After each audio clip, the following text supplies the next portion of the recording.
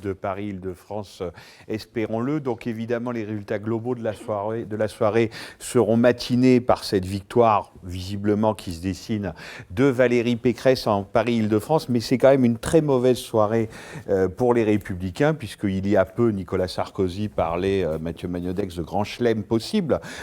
Quasiment toutes les régions étaient gagnables. On en est très très loin ce soir. Donc ce dernier plateau, comment reconstruire une droite en pleine crise, avec 4 invités. Hélène Salvi de Mediapart, Simon Labouré, bonsoir, vous êtes docteur en sciences politiques, vous avez soutenu votre thèse sur la rupture de 2007, changement électoral et dynamique de réalignement en France. Vous êtes un spécialiste des recompositions de la droite et de la transformation du système partisan. À côté de vous, Jean-Baptiste Blanc, qu'on a déjà entendu tout à l'heure. Et puis Emmanuel Terré, bonsoir Monsieur Terré, anthropologue. Un de vos nombreux livres s'appelle Penser à droite, donc vous êtes un spécialiste des droites françaises. Mathieu. Oui, alors vous avez dit, Frédéric, qu'on ne savait pas que Nicolas Sarkozy, c'était une très mauvaise soirée pour lui, qu'en effet, il voulait faire un grand chelem il y a quelques mois. Mais enfin bon, après le premier tour, on avait vu que c'était quand même assez compliqué, y compris dans son camp, qu'il y avait quand même beaucoup de gens qui, à l'issue de ce premier tour, voulaient littéralement lui faire la peau. C'est un peu ce qu'on a entendu toute la semaine dernière, y compris de façon assez claire de la part de plein d'élus. Et Hélène, on aimerait savoir, ce soir finalement, Nicolas Sarkozy, ce n'est pas tout de suite que la Lali va être sonnée contre Nicolas Sarkozy. Il a encore quelques ressources. Il a 6 ou 7 régions peut-être, la région Île-de-France. Il a les centristes qui ne font pas de bonnes performances quand ils sont tête de liste. Visiblement, le règlement de compte qu'on attendait ce soir ou dans les jours prochains va peut-être pas arriver tout de suite quand même. Alors, Nicolas Sarkozy a toujours de la ressource, donc ça, on ne peut pas non plus prétendre le contraire.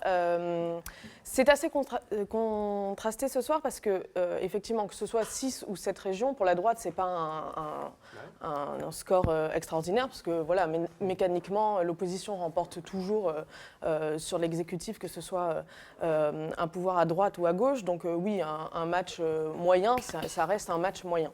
Il y a ça. Ensuite, sur les victoires des candidats en tant que tels, sur leur ligne, alors Nicolas Sarkozy va beaucoup travailler dans sa communication sur la victoire de Laurent Wauquiez en Auvergne, qui a le même type de ligne que lui, une ligne très droitière. D'ailleurs, ils l'ont encore rappelé dans les premiers discours. Brice Hortefeux, le fidèle Brice Hortefeux, fidèle sarkozyste, s'il en est, a dit ce soir, c'est la victoire de la ligne de Nicolas Sarkozy. Or, quand on regarde dans le détail, finalement, les victoires sont plus contrastées, c'est ce que je disais, que ça. Et assez étonnamment, par exemple, les 3, alors il faut vérifier si Valérie Pécresse gagne l'Île-de-France, mais 3 des gagnants de ce soir, Valérie Pécresse, Philippe Reichert dans l'Est et Bruno Retailleau dans l'Ouest, ce ne sont pas des soutiens de Nicolas Sarkozy, mais des soutiens de François Fillon, ce qui peut sortir un peu de nulle part.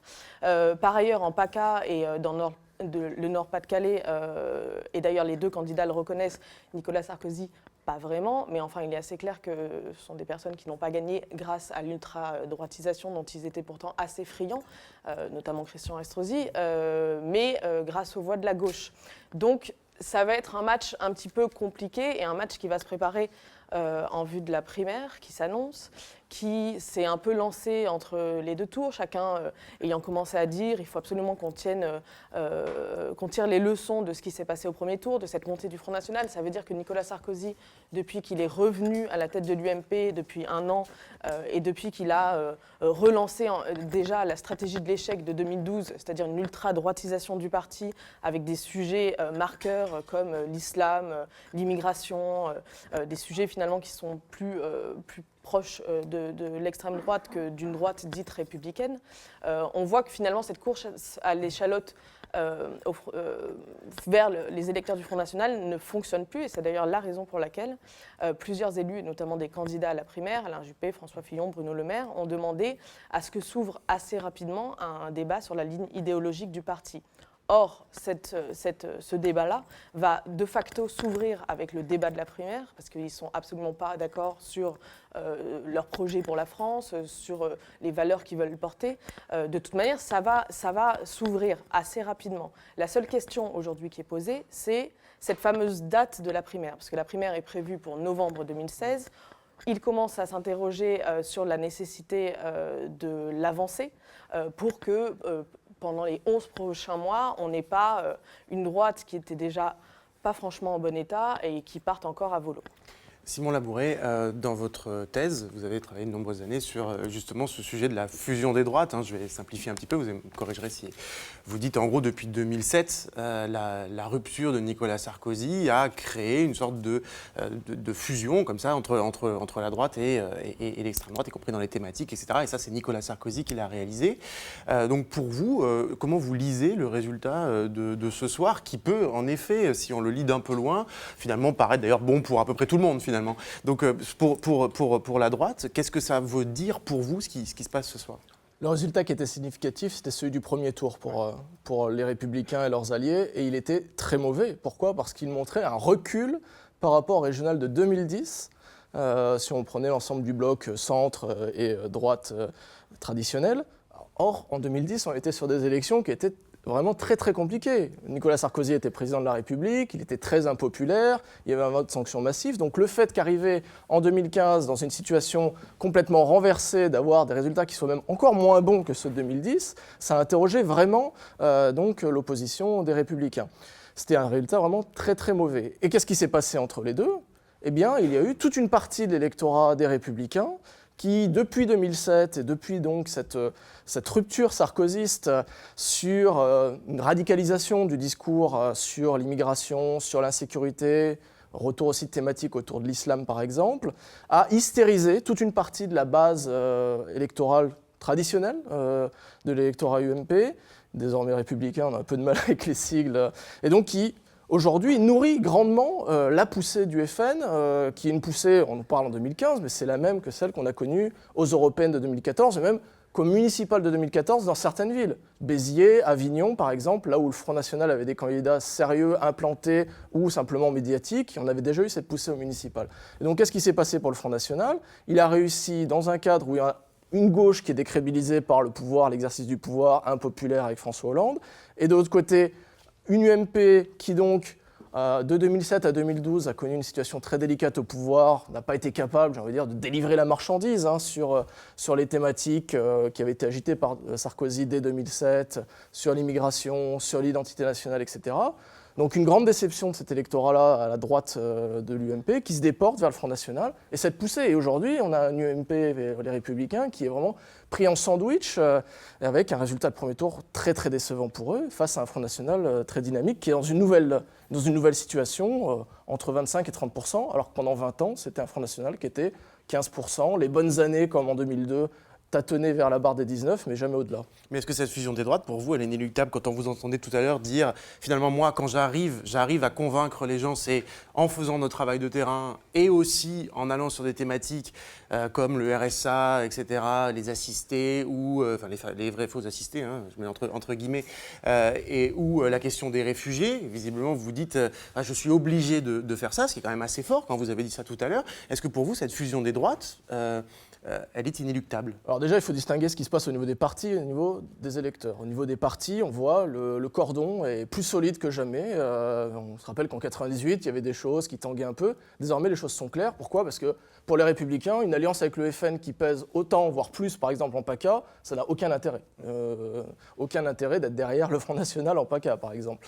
Donc ça, c'est terminé. Par contre, au niveau de l'électorat, on a une coalition électorale de cette droite, avec un électorat un peu plus modéré, puis un électorat, effectivement, qui est très proche du Front National sur les questions d'immigration, sur les questions de sécurité, une demande d'ordre, une demande d'identité. Et là-dessus, c'est un électorat qui, aujourd'hui, effectivement, a glissé vers le Front National, que Nicolas Sarkozy avait hystérisé depuis 2007, qu'il a réussi un peu à conserver en 2012, on s'en rappelle, parce qu'il avait réussi à faire un premier tour grâce à une campagne encore plus à droite qu'en 2007, qui lui a permis de limiter la casse, de faire un premier tour relativement satisfaisant pour lui malgré son impopularité et de faire que Marine Le Pen fasse au fond à peine 18%, alors qu'on aurait pu s'attendre à ce qu'elle fasse mieux. Et d'ailleurs, certains sondages au début de campagne montraient qu'elle avait un potentiel supérieur. Et le problème aujourd'hui, c'est comment réussir à avoir cet électorat qui s'est hystérisé, radicalisé sur ces questions-là, quand on est dans une situation où on incarne un leadership qui est décrédibilisé. C'est dans le cas de Nicolas Sarkozy, qui vraiment, pour ses électeurs du FN, pendant 5 ans, ont été déçus par lui. Pourquoi est-ce qu'il reviendrait forcément vers lui? Et en plus, quand on est dans l'opposition, qu'on n'a même plus cette envergure qu'il avait en 2012, qui était d'être président sortant. C'était là-dessus notamment qu'il avait fortement joué, qu'il avait réussi à retenir une partie de cet électorat FN. Emmanuel Terry, il y a une forme de paradoxe peut-être, c'est-à-dire que finalement, peut-être même incarné par Nicolas Sarkozy, on a l'impression, Nicolas Sarkozy, aujourd'hui, on a l'impression d'un personnage qui se fait dépasser par le monstre qu'il a créé lui-même, d'une certaine façon. Où en est la droite, idéologiquement, pas juste ce soir, mais enfin, en ce moment, est-ce qu'on a plusieurs droites? Est-ce qu'au contraire, on a une sorte de droite comme vous dites, je crois, ethno-autoritaire parfois, c'est-à-dire très sur les questions d'immigration, sur les questions d'autorité, etc., qui finalement, elle, serait hégémonique et donc que Nicolas Sarkozy aurait créé et qui maintenant échapperait à tout le monde, y compris à lui-même. Qu'il y ait plusieurs droites, ça n'est pas nouveau. Bon, nous rappelons tous de René Raymond et de ces 3 droites. La diversité de la droite n'est pas un fait nouveau. En règle générale, tout de même, cette diversité s'accompagnait d'une hégémonie d'une des tendances sur les autres. À l'heure actuelle, nous avons une droite apparemment sans hégémonie. Nicolas Sarkozy doit s'interroger, et de toute façon il sera interrogé, sur la contribution qu'il a lui-même apportée à la montée du Front National. Il n'est pas le seul d'ailleurs à devoir s'interroger. Pour sa part moindre, mais pour sa part Manuel Valls devrait aussi s'interroger sur ce point. Mais en reprenant les thématiques du Front National, en reprenant la thématique de l'identité, en reprenant les thématiques en ce qui concerne l'islam, en ce qui concerne une laïcité sectaire et agressive, en ce qui concerne l'hostilité aux étrangers, en ce qui concerne Schengen, en ce qui concerne les frontières, tout cela, Nicolas Sarkozy, pour parler vulgairement, a servi la soupe au Front National et a apporté au discours du Front National toutes les confirmations dont les leaders du Front National pouvaient rêver. Ils peuvent dire maintenant, mais vous voyez, nous ne sommes pas seuls, nous l'avons dit les premiers, mais maintenant, y compris Nicolas Sarkozy et un certain nombre de ses adjoints, Laurent Wauquiez par exemple, tiennent le même discours. Bon, ça c'est un premier point. Deuxième point,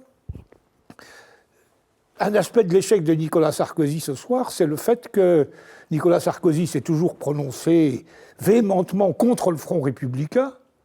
Or, au moins 2 des régions qui ont été gagnées par les Républicains ce soir, et peut-être même 2,5, bon, le problème de la Lorraine est un peu différent, puisque Masseret s'était maintenu, et je crois qu'il a conservé ses voix.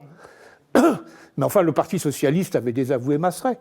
Donc, au moins 2 régions des Républicains sont dues au Front républicain. C'est un Front républicain qui a fonctionné, et qui a même apparemment fort bien fonctionné. Ce qui est une forme de désaveu pour Nicolas Sarkozy. Alors, en face de Nicolas Sarkozy, visiblement, il y a une droite qui n'accepte pas cette orientation, qui n'accepte pas ce leadership, et qui, pour le moment, semble se regrouper autour d'Alain Juppé. Bon, alors, que va nous donner...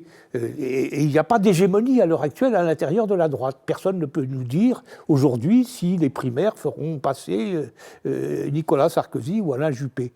Il est certain qu'en face de Marine Le Pen, à supposer qu'elle soit présente au second tour de l'élection présidentielle, la conjoncture sera extrêmement différente selon que ce soit Alain Juppé qui sera le rival ou selon que ce soit Nicolas Sarkozy. Ça peut être aussi François Hollande, mais laissons ça de côté pour le moment. Mais si c'est Nicolas Sarkozy, je pense personnellement que le Front républicain aura du mal à se mettre en place et que ça crée une certaine possibilité pour l'accession au pouvoir de Marine Le Pen. Si c'est Alain Juppé, je pense en revanche que là, le Front républicain se mettra en place sans difficulté. Ça paraît évident. Et en même temps, le Front républicain dont vous parlez, il s'est mis en place pour Christian Estrosi, qui n'est pas considéré tellement comme moins droitier, disons, pour un électeur de gauche que Nicolas Sarkozy. C'est vrai, mais en même temps, Christian Estrosi, en l'espace d'un mois, a considérablement modifié son discours. Il a fait de gros avec efforts, un opportunisme auquel il faut rendre hommage. Mais se présentant comme gaulliste social et comme le résistant, c'est une belle performance. Hélène. Cela dit, c'est intéressant cette histoire du Nini, juste en 2 secondes. Ce soir, Nicolas Sarkozy a été désavoué par Nathalie Kosciusko-Morizet, qui est quand même pas n'importe qui, puisque c'est la numéro 2 du parti, qui a dit justement les victoires en PACA et en Nord-Pas-de-Calais, c'est la preuve que le Front républicain, que la droite de Nicolas Sarkozy rejette depuis des années et des années, fonctionne. Et donc en fait, sans lui, on n'aurait pas gagné et il faut absolument qu'on l'appuie. Ce qui va d'ailleurs lui poser quelques problèmes dans les semaines à venir. Elle risque d'être écartée pour cet affront. Simon Labouret. Oui, ce qu'on voit aujourd'hui en 2015, régional, après les départementales et j'ai envie de dire après les européennes, c'est quelque chose qui ressemble de plus en plus à un nouvel ordre électoral qui remplacerait celui qu'on avait connu au fond depuis le milieu des années 80 jusqu'en 2007. Et ce nouvel ordre électoral, il serait structuré par quoi ? Il serait structuré par un Front National plus haut que jamais, 25, 30%, un quart, un peu plus d'un quart de l'électorat. Et face à ça, d'une part les Républicains et d'autre part le PS qui, dans leur camp, écrasent tout le monde, mais surtout sont en concurrence pour être celui qui va représenter le camp du bien contre le Front National qui est le camp du mal au second tour. On voit très bien que c'est ça qui se profile pour l'élection présidentielle où la candidature de Marine Le Pen apparaît d'ores et déjà qualifiée pour le second tour. Et donc tout l'enjeu, c'est ce premier tour, et donc avec une extrême compétition pour savoir qui sera pour accompagner Marine Le Pen au second tour, et pour être certain de la battre, puisque là, les résultats, après les départementales, on avait eu 36 victoires, seulement 36 cantons qui avaient basculé sur près de 2000 pour le Front National. On était dans le Guinness Book des records en termes de défaites à un second tour d'élection. Cette fois-ci, c'est encore la même chose, des défaites, et puis dans les grandes largeurs. Prenons Nord-Picardie, on n'est pas à 50-50. On voit très bien qu'il y a toute une partie de l'électorat français, plus de 50%, plus de 55%, 60% de gens pour qui le Front National est une alternative inacceptable et qui vont être capables de voter pour n'importe quoi qui n'est pas le Front National, y compris Christian Estrosi, et j'ai envie de dire même, y compris Nicolas Sarkozy, si besoin s'en était. Et donc tout l'enjeu de ce nouvel ordre électoral, c'est qui du PS et des Républicains est capable d'affronter le Front National. Et la grande difficulté, on voit très bien, c'est pour les autres forces d'exister. C'est-à-dire qu'il y avait plusieurs morts au premier tour, mais Europe Écologie Les Verts, le Front de gauche, et j'ai même envie de dire maintenant le centre et tout ce qui n'est pas rattaché directement aux Républicains. Comment exister dans un tel système où vous avez le Front National qui oblige à justifier dès le premier tour votre existence, et en l'occurrence, à ne même plus exister, c'est-à-dire à choisir soit entre la marginalité, soit la soumission vis-à-vis des deux grandes forces dominantes qui vous imposent vos règles et leurs lois. Jean-Baptiste Seblanc, vous parliez tout à l'heure de ce qui se passait pour vous au quotidien, comme élu, etc. Justement, ce sentiment d'être pris en étau, comme ça, d'une certaine façon, d'avoir une difficulté à parler aux électeurs. Mais donc, j'ai cru comprendre, je crois que vous ne soutenez pas exactement Nicolas Sarkozy, du coup, actuellement. Vous êtes plutôt, vous allez me confirmer, proche de... Pour vous, c'est quoi le candidat un peu, ce serait plutôt Bruno Le Maire ou... C'est pas encore clair ? C'est pas encore clair. Parce que moi, ce que je souhaite, c'est que Mais... ce que je vous dis, c'est-à-dire que les partis sont finissants, que la politique est finissante, ce soit entendu par tous ces ténors-là et que ce soit porté par quelqu'un à un moment donné. Mais voilà. alors, par exemple, Bruno Le Maire ou Xavier Bertrand, enfin des gens qui sont qui peuvent incarner, par exemple, le renouvellement, d'une certaine façon, plutôt Bruno Le Maire d'ailleurs, que Xavier Bertrand, qui a d'ailleurs derrière lui une carrière un peu plus importante. Mais puisqu'on parlait d'idéologie, on parlait aussi d'une droite qui finalement se retrouve en difficulté du point de vue idéologique. C'est bien le renouvellement, mais derrière, qu'est-ce que porte un candidat ou qu'est-ce que portent des candidats comme ça qui prônent le renouvellement à droite ? Est-ce que pour vous, le travail idéologique, il a commencé ? Est-ce qu'il existe ? Sur quoi il peut porter ? Est-ce que c'est sur l'économie ? Est-ce que c'est sur quel en puisant dans finalement le corpus idéologique de la droite, tout ce qu'il y a de disponible, c'est sur quoi qu'il faut, indépendamment de la simple question du renouvellement ? Parce que, évidemment, d'accord, ok, c'est important, mais ça ne peut pas suffire comme proposition. Alors si je comprends bien, il faut que nous trouvions matière à définir une feuille de route pour le futur candidat de la droite en 2017. Alors moi je suis désolé, il ne pourra pas y couper, Nicolas Sarkozy ou pas. Il ne pourra pas y couper, il devra parler à son peuple de droite. Voilà, alors est-ce que c'est Sarkozy qui a créé ses électeurs réac ou pas ? On peut en parler pendant des heures, mais ce que je constate, c'est que c'est une réalité. Voilà, il y a une fatigue de l'électeur mais pas que envers la politique. Dans mon sud-est compliqué, c'est un électeur qui râle et qui râle envers beaucoup de choses. Ce n'est pas que l'étranger, c'est aussi le RSI, c'est aussi c'est plein de sujets comme ça qui sont finalement canalisés par le Front National. Donc je suis désolé, cette France-là, ce peuple-là, il va falloir lui parler. C'est le peuple réel de Charles Maurras qu'on retrouve dans les ouvrages de M. Terret. Voilà, mais ce peuple-là existe. Donc la première des obligations d'un candidat à droite, c'est celle-là. La seconde, en cela, Bruno Le Maire a raison. Il faut changer tout ce système et cette Ve République fatiguée jusque dans ces collectivités locales vieillissantes. Et pour lutter contre cette impression d'impuissance que nous avons, nous, élus locaux, à ne pas pouvoir résoudre beaucoup de situations. Je lisais par exemple que la réelle marge de manœuvre des conseillers régionaux élus ce soir sera autour de 5% dans le budget de la région. Tout le reste n'est que dépenses obligatoires et autres politiques publiques prédéterminées, quoi qu'on en dise. 5%. Donc 6 mois de bataille électorale pour avoir une marge de manœuvre aussi réduite. Et puis la troisième chose qui s'imposera à un candidat de droite, c'est bien entendu sa jeunesse. C'est la jeunesse de ce pays qui ne croit plus du tout en la politique, à supposer qu'elle ait déjà cru un jour. Quand même, les abstentionnistes, il faut en dire un mot, si on additionne les abstentionnistes et le Front National, ça fait beaucoup de monde qui rejette le système. Énormément de monde. Voilà. Il va falloir s'y pencher sérieusement. Alors, c'est l'équation impossible, encore une fois. La France réelle, la France d'en bas, disait un Premier ministre d'alors. Et cette jeunesse plus cosmopolite, plus internationale, qui a connu Erasmus et qui vit dans l'Internet et dans d'autres startups. Voilà. Belle équation, n'est-ce pas ? Alors Emmanuel Terret, comment ils vont s'y prendre pour résoudre cette équation ? Comment faudrait-il qu'ils s'y prennent pour parler justement à ce peuple de droite tenté par le Front National ou même l'électorat républicain dont Sylvain Crépon nous disait tout à l'heure qu'il était compatible ou poreux à 50% avec le Front National ? Je ne sais pas, parce que vous venez d'employer le terme de système. C'est un terme cher au Front National et qui a un certain enracinement dans la réalité, dans les faits. Et le second tour des élections le confirme. Le bon fonctionnement du Front républicain, ça peut aussi passer pour l'autodéfense du système. D'une certaine façon, on se trouve devant une situation très paradoxale qui tient à plusieurs évolutions. Bon, à l'évolution du Parti socialiste depuis 2012 et à son ralliement à l'ultralibéralisme économique, qui tient aussi à l'évolution de la droite, mais qui fait que entre la gauche gouvernementale et la droite républicaine, en termes de programme, en réalité, les différences sont de plus en plus ténues.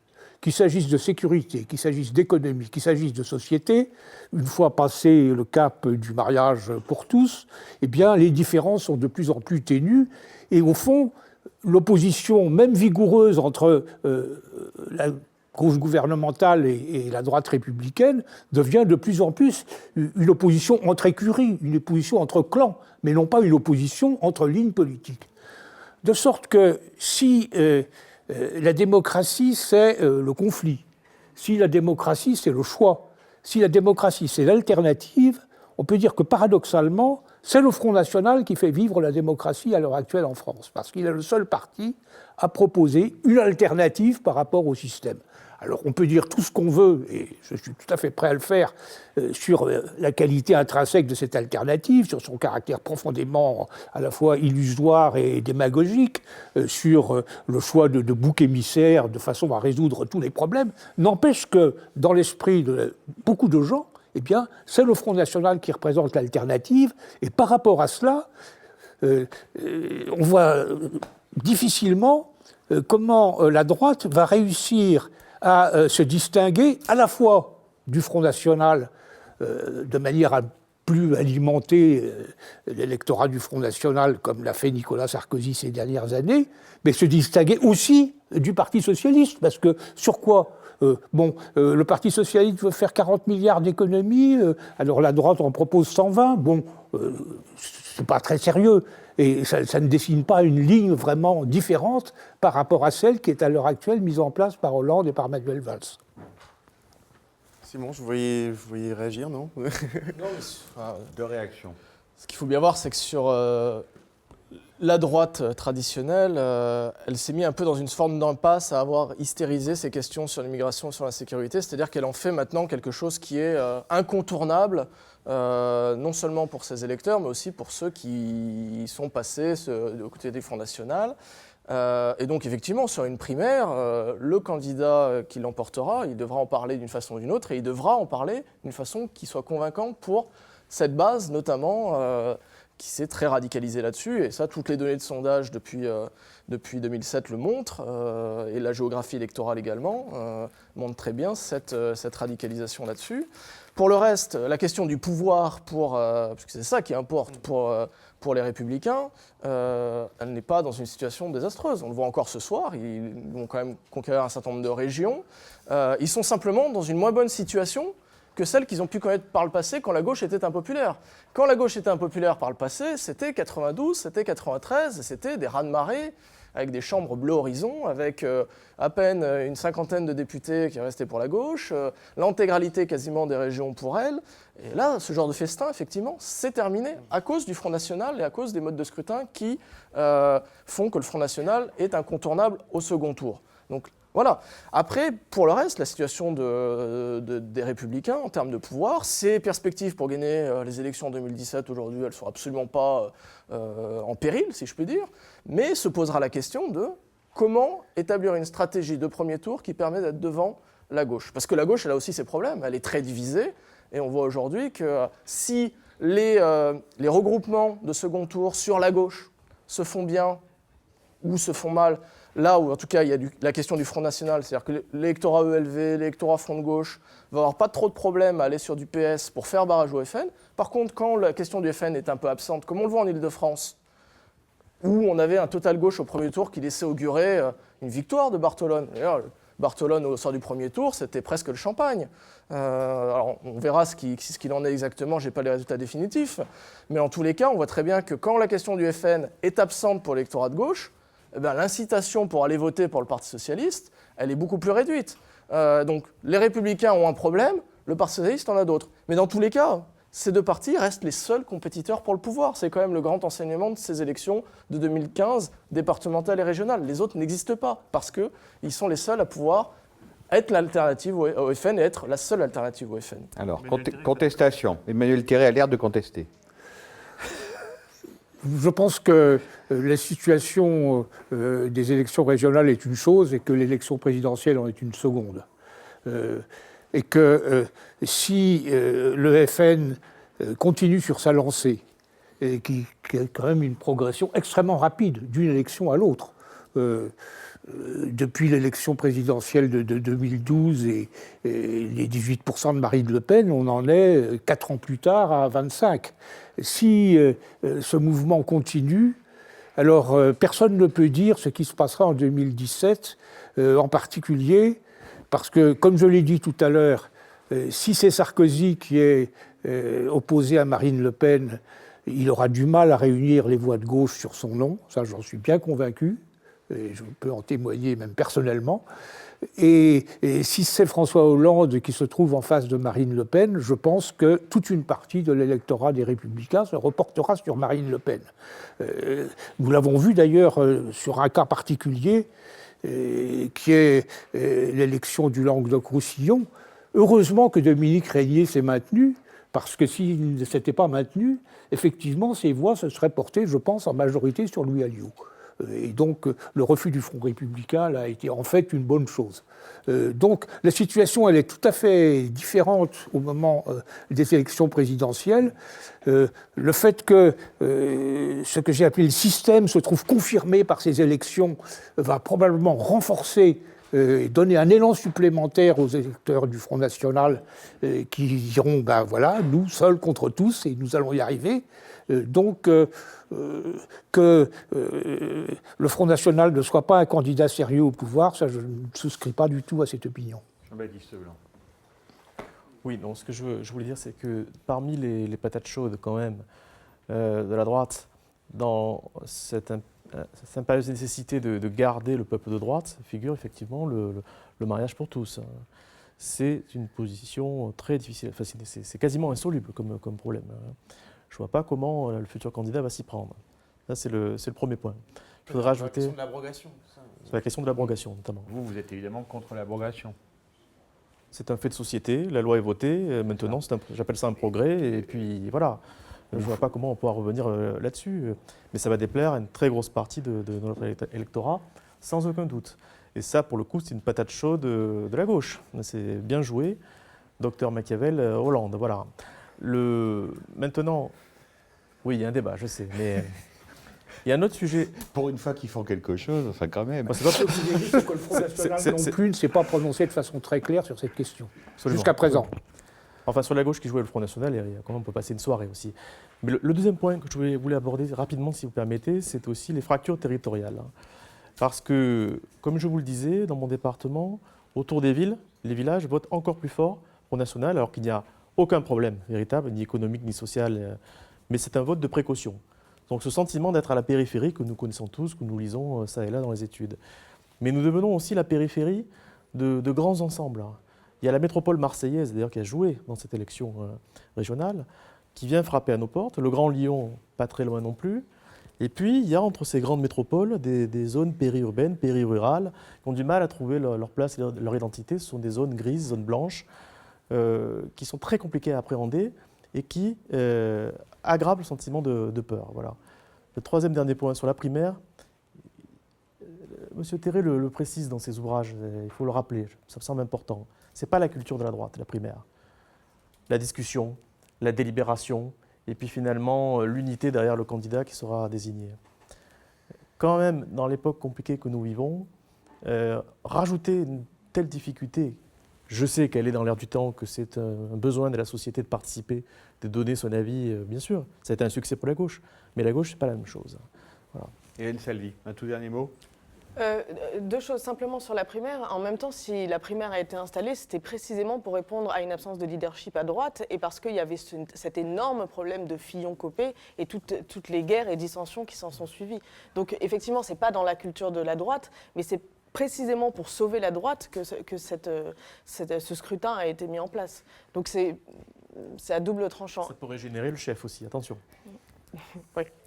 Et sur l'autre chose, c'était sur le Front républicain. Effectivement, c'était un argument qui revenait beaucoup rue de Vaugirard au siège dans l'entre-deux tours. C'était de dire, nous, on ne se désiste pas parce qu'on n'est pas complètement inconscient non plus. Et on sait que si un électeur de gauche est capable d'aller voter jusqu'à Christian Estrosi en Provence-Alpes-Côte d'Azur, un électeur de droite, si on se désiste, il ne votera pas pour le candidat de gauche, il votera pour le Front National. Donc il valait mieux que Dominique Régnier maintienne sa liste. Exactement, mais comme ce qui le prouve disait encore M. Terré. la porosité des droites.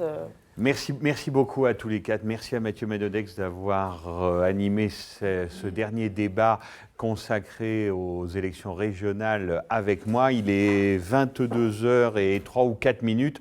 Hubert Huertas, les tout derniers résultats et une dernière synthèse, mais rapide, parce que je crois que maintenant les résultats sont connus. Donc juste quelques minutes. Dites-nous surtout ce qui se passe en Paris-Île-de-France